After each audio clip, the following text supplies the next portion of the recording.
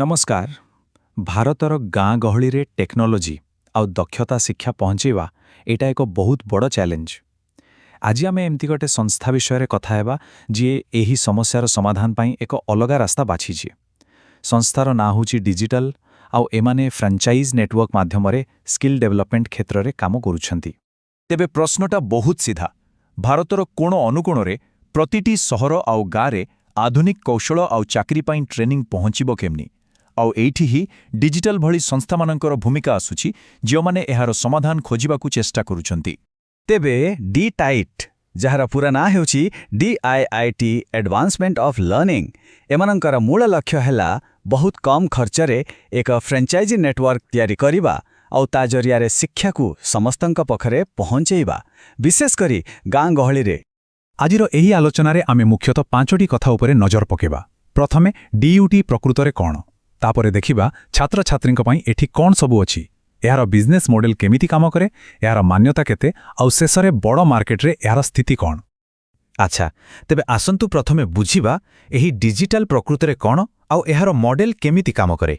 गोटे बहुत मजादार कथा हेउछि DIT निजुकु भारत सरकारंकर बड़ बड़ योजना सह जोड़िछि, जेमिति कि डिजिटल इंडिया, स्किल इंडिया आउ आत्मनिर्भर भारत। एहार माने एमाने केवल गोटे ट्रेनिंग सेंटर भावे निजुकु देखुनांती, बरं निजुकु देशर बड़ लक्ष्य सह सामिल करबाकू चाहुचंती। सेमानंक डाटा अनुसारे एमाने दाबी करंती जे तांको पाखरे 12,465 रु अधिक खुशी थिबा छात्र छात्री अछंती। एही संख्याटा छोट नुहे आउ एथिरु सेमानंकर पहुंच विषय किछिटा अंदाज लगे हेउछि। अच्छा, तबे एबे आसंतु देखिबा छात्र छात्रींक दृष्टिकोणरू, माने जणे छात्र किंबा छात्री काहींकी DIT रे जोग देबे, सेमानंक पई एठी कोन सबु अछि। एमानंक पाखरे कोर्स रो एक लंबा तालिका अछि। बेसिक कंप्यूटर टू आरंभ करी एडवांस्ड IT, टीचर ट्रेनिंग एपरिकी पारामेडिकल सर्टिफिकेट कोर्स मध्य अछि। एथुरु जणा पडुछि जे एमाने बहुत गुडिया क्षेत्र रे काम करिबाकू चेष्टा करूछंती। आ गोटे भल कथा हैला एही कोर्स गुडिकर समय सीमा मध्य अलगा अलगा। किछि शीघ्र शिखिबाकू चाहुथिले 2-3 मासर कोर्स अछि, आउ जदि केही लंबा डिप्लोमा करिबाकू चाहंती ताहाले 12 मास बा 24 मासर विकल्प भी अछि। माने समस्तंकर सुविधा अनुसारे ऑप्शन रखा जाइछि।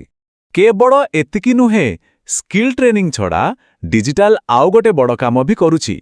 सेमाने डिजिटल स्कूल ऑफ एजुकेशन नामरे बाकायदा स्कूल शिक्षा माने सेकेंडरी आउ सीनियर सेकेंडरी प्रोग्राम मध्य चलाउछंती। तेबे एते सब काम होउछि केमती, एहार पछर इंजिनटा कोन, आउ तार उत्तर होउछि एमानकर फ्रांचाइज बिजनेस मॉडल। एहा ही सेमानक कामर मूल आधार। सेमाने सीधा सड़क कहुछंती आउ आमे एइटा तांको वेबसाइट रु ही नेइछु। सेमाने कहुछंती जे सेमाने सारा भारत रे कम फी रे फ्रांचाइज कंप्यूटर सेंटर खोलिबाकू सुजोग देउछंती। कथाटा पूरा स्पष्ट, कम पैसा रे निजर सेंटर खोलिबार सुजोग। अच्छा, तेबे जदि केहे एमानक फ्रांचाइज नेबाकू चाहिबे ताले प्रोसेसटा कोन। एटा बहुत सरल, 3टा स्टेप रे हुए। प्रथमे आवेदन करिबाकू हेबो, ऑनलाइन हेउ कि ऑफलाइन। तापरे DIT टीम सेंटर रो भित्तिभूमि जांच करिवे आउ सबु ठीक ठाक रहिले कागजपत्र काम सरिला परे अनुमोदन मिलि जिवो। एबे आसंतु देखिबा खर्च केते। जेतेबेले सेमाने कम खर्च कहुचंती तार माने कोन। तेबे रेजिस्ट्रेशन पाई थरे देबाकू पड़िबो 10,000 टंका आउ ता उपरे 18% GST आउ प्रति वर्ष एहाकू रिन्यू करिबा पाई लागिबो 5,000 टंका एवं GST। एही खर्चटाकू देखिले लागुची जे छोटो सहर बा गाँर उद्योगी मानंकू टार्गेट करी एहा रखा जाइछि। ठीक अछि, फ्रांचाइज मॉडल तो बुझी गले, किंतु सबुठु बड़ प्रश्न होउछि एहार भरोसा केते, माने एहार एक्रेडिटेशन बा मान्यता कौन अछि। आसंतु से विषय जानिबा। जेकोसी संस्था पाई सरकारी स्वीकृति बहुत जरूरी, आउ डाइजिटल ए क्षेत्र रे किसी दाबी करूछि। सेमानंको कहिबा अनुଯାयी एहा कॉर्पोरेट व्यापार मंत्रालय, स्टार्टअप इंडिया, स्टार्टअप ओडिशा एवं MSME मंत्रालय रे रजिस्टर्ड, एगुड़िक निश्चित भावरे संस्था को एक वैधता देइथाए। सरकारी स्वीकृति छड़ा एकाडेमिक पार्टनरशिप मध्य रहिछि, जेमिति कि मेधावी स्किल्स यूनिवर्सिटी रो एमाने होछंती ऑथराइज्ड ट्रेनिंग पार्टनर। सेहीपरि AISECT नेटवर्क जरियारे डॉक्टर CV रमन यूनिवर्सिटी सहित मध्य एमानंकर संपर्क अछि। एभली सहभागिता एमानंक कोर्स गुड़िकू एक एकाडेमिक मूल्य देइथाए। खाली सेतिकी नुहे, DIT किछि इंडस्ट्री बॉडी बा शिल्प संस्थार सदस्य मध्य हटे, जेमिति कि AICT, SD आउ AISECT।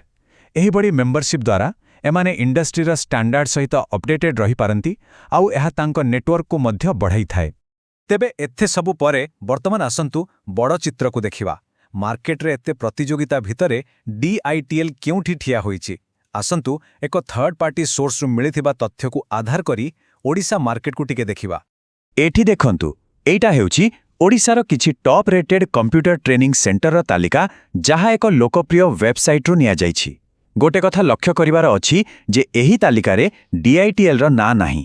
ଏବେ ଏହାର ମାନେ ଏୟା ନୁହେଁ ଯେ DITL ଭଲ କାମ କରୁନି, ବରଂ ଏଥିରୁ ଏତିକି ଜଣାପଡ଼ୁଛି ଯେ ଏହି ମାର୍କେଟରେ ବହୁତଗୁଡ଼ିଏ ପୁରୁଣା ଆଉ ପ୍ରତିଷ୍ଠିତ ଖେଳାଳି ଆଗରୁ ଅଛନ୍ତି। ତେବେ ଏଥିରୁ ଡିଜିଟାଲର ରଣନୀତି ବିଷୟରେ କ'ଣ ଜଣାପଡ଼ୁଛି? ଏମାନଙ୍କର ଫୋକସ୍ ହେଉଛି ହାଇପର ଲୋକାଲ, ମାନେ ଏକଦମ ସ୍ଥାନୀୟ ସ୍ତରରେ କମ୍ ଖର୍ଚ୍ଚରେ ସେଣ୍ଟର ଖୋଲିବା, ଆଉ ଏହି ମାର୍କେଟରେ ଭେରିଫାଇଡ୍ ଏବଂ ଅନଭେରିଫାଇଡ୍ ସବୁ ପ୍ରକାର ଟ୍ରେନିଂ ସେଣ୍ଟର ଅଛନ୍ତି। ତେଣୁ ପ୍ରତିଯୋଗିତା ବି ବହୁତ ବେଶୀ। ତେବେ ଏହି ସବୁ ଆଲୋଚନା ପରେ ଶେଷରେ ଗୋଟିଏ ବଡ଼ ପ୍ରଶ୍ନ ଆସୁଛି, ଭାରତର ଗାଁ ଗହଳିରେ ସ୍କିଲ୍ ଟ୍ରେନିଂ ପହଞ୍ଚାଇବା ପାଇଁ କ'ଣ ଏହିଭଳି ହାଇପର